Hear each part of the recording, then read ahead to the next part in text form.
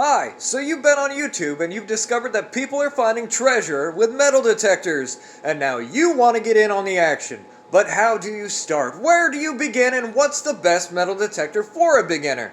Do any of these questions sound familiar? Yeah, hi, I don't have a lot of money. What's a cheap detector I can get? Hey, so I found this detector at a garage sale for like 20 bucks. Is it a good one? Do I need one of them pinpointer thingies? Well, if any of that sounded familiar, you're not alone. There are many people right now searching YouTube for those exact answers, and they're getting mixed messages.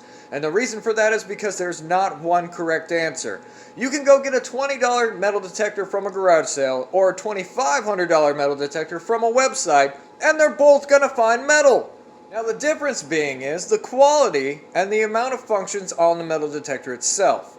So when you're first starting out, these are the questions I want you to ask yourself. Number 1, is this a hobby I'm going to enjoy and I'm going to be doing this for a long time? Number 2, if I don't find anything of value right away, am I going to get bored with this hobby? Number 3, am I doing this just as a hobby or am I trying to get rich because YouTube says I can? Alright, first up, let's get this out of the way. You are not going to get rich metal detecting, okay? Any video you've seen where someone found something cool, they spent countless hours prior to that digging trash.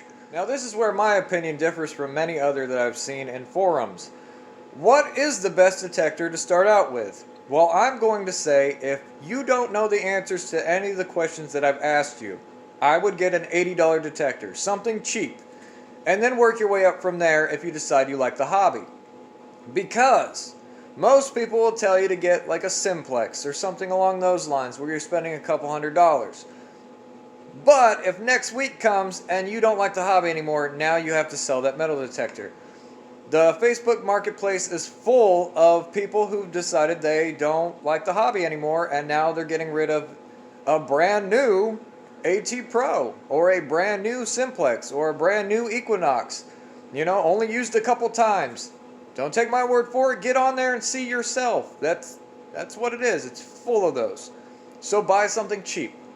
If this seems like a hobby you're going to enjoy, then maybe go along the lines of like a simplex or Ace, something in that series, so you can learn the machine and work your way up.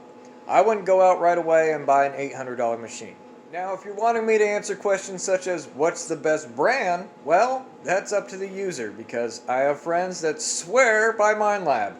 I myself use Garrett and Nukta Macro, and I enjoy them both. Now let's talk pinpointers. I'm going to flip-flop on you because with pinpointers, I want you to buy the expensive one. And hear me out. So as far as metal detectors that will tell you that there's metal in the ground regardless, once you're trying to find that piece of metal in the ground, it's a whole different ball game. When I started out, I had a $30 pinpointer that I bought. It was cheap. I think I got it on Amazon. And that pinpointer basically had to be touching the piece of metal I was looking for, which is almost pointless at that point.